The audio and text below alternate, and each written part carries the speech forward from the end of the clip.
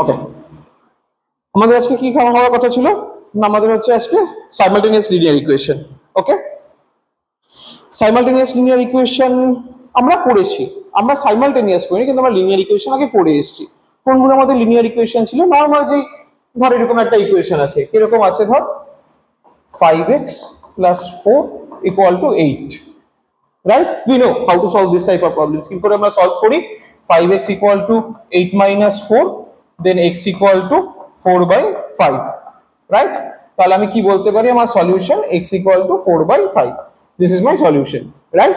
আমার কি ছিল? আমার x একটা ভেরিয়েবল ছিল, আন্ডার সাম কন্ডিশনস তোকে কিছু প্রবলেম বলে দেবে। বেসিক্যালি এগুলো তো একটা রিয়েল লাইফ অ্যাপ্লিকেশন, তো আমার কিছু একটা কন্ডিশন বলো, সামথিং লাইক, ওকে, তো whatever be the gender, আমি ধর প্রত্যেকটা জেন্ডারকে আমি 10 টাকা করে দিয়েছি, and there are total 500 rupees আমার এক্সপেন্স হয়েছে। ওকে, তাহলে আমরা কি করতে পারি? যদি টোটাল 500 রুপিস এক্সপেন্স হয়, তাহলে 10 টাকা করে দিয়েছি, x number of people, so there are total expense 500, then x equal to 500 by 10 which is equal to 50, right? তাহলে আমার এক্স একটা প্রথম ভেরিয়েবল ছিল, আমি একটা কন্ডিশনস অ্যাপ্লাই করেছি, এটাকে আমার কি বলে? আমার হচ্ছে কন্ডিশন আমি অ্যাপ্লাই করেছি। আমার সেই কন্ডিশনের উপর বেস করে কি হয়েছে? এক্স এর সলিউশন এসছে x equal to 50, right? Variable take a perfect constant value.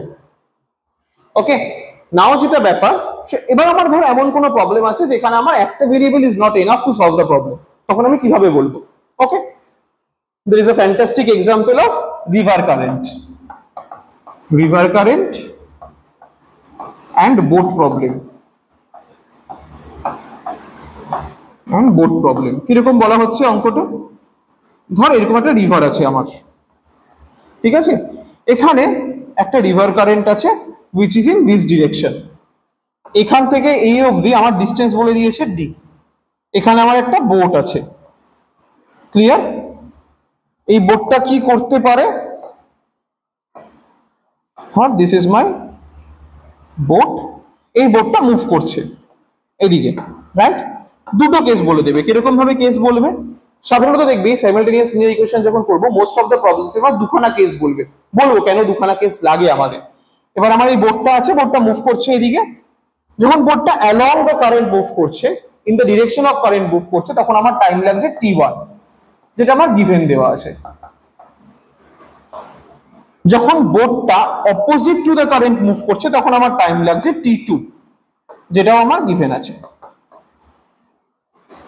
তাহলে তুই ভেবে দেখ, আমাকে কি বার করতে বলবে? আমাকে বার করতে বলবে find the speed of the boat and find the speed of the current, find the speed of the river current. কি করে করব? খুব ইজি, আমি দুখানা ভেরিয়েবল অ্যাজিউম করব, আন্ডার দুখানা ভেরিয়েবলে দুখানা রেস্ট্রিকশন কন্ডিশন। প্রথমটা হচ্ছে t1 এর রেস্ট্রিকশন কন্ডিশন উইথ d, সেকেন্ডটা হচ্ছে t2 restriction condition with d। দুখানা ইকুয়েশন, দুখানা variable, we can easily get the solutions. আমার তাহলে আমার অ্যাপ্লিকেশনটা বোঝা গেল, আমি কোন কোন প্রবলেমকে আমি সাইমালটেনিয়াস অ্যাপ্লাই করব। মোস্ট অফ দ্য টাইম তোকে মনে রাখতে হবে সাইমালটেনিয়াসের প্রবলেম মানেই হচ্ছে তো দুখানা ভেরিয়েবল এবং দুখানা কন্ডিশন। একখানা কন্ডিশনে তুই কখনো সাইমালটেনিয়াস ইকুয়েশন সলভই করতে পারবি না, it is not possible to solve. ইকুয়েশনগুলো দেখতে কিরকম হয় আমার? সাধারণত a1x plus b1y equal to c1, a2x plus b2y equal to c2। আমার এরকম দুখানা ইকুয়েশন থাকবে। There are three process to solve simultaneous equation. কি কি প্রসেস আছে? একটা হচ্ছে সাবস্টিটিউশন মেথড, একটা হচ্ছে এলিমিনেশন মেথড, আর একটা হচ্ছে ক্রস মাল্টিপ্লিকেশন মেথড। প্রথম দিকে যখন তোদের বইয়ে অঙ্ক আছে, তোদেরকে বলা হবে যে কোনো একটা দিয়ে সলভ করতে হয়, আইদার সাবস্টিটিউশন দিয়ে সলভ করো অর এলিমিনেশন দিয়ে সলভ করো। কিন্তু উইথ টাইম তুই বুঝতে পারবি যে কোন প্রবলেমটা কোনটা দিয়ে সলভ করলে that is easy.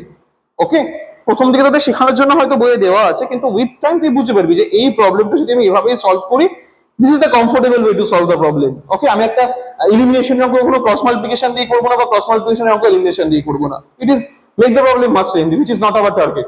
Okay, now এবং এই যে দুখানা ইকুয়েশন আছে আমার, যে দুখানা ইকুয়েশন দিয়ে দেওয়া হয়েছে, this two equation should be unique equation. মানে কি এরকম কথা আমি বলতে চাইছি?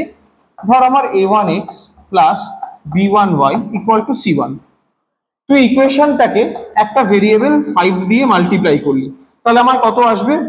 5a1x plus 5b1y equal to 5c1। তুই বললি স্যার এটাও তো একটা ইকুয়েশন, এটাও তো একটা ইকুয়েশন, টু ইকুয়েশন গিভেন, তাহলে আমি এখান থেকে সলভ করে বার করবো এক্স এন্ড ওয়াই। না, পারবি না। কারণটা কি না, এই দুটো equations R not independent equations.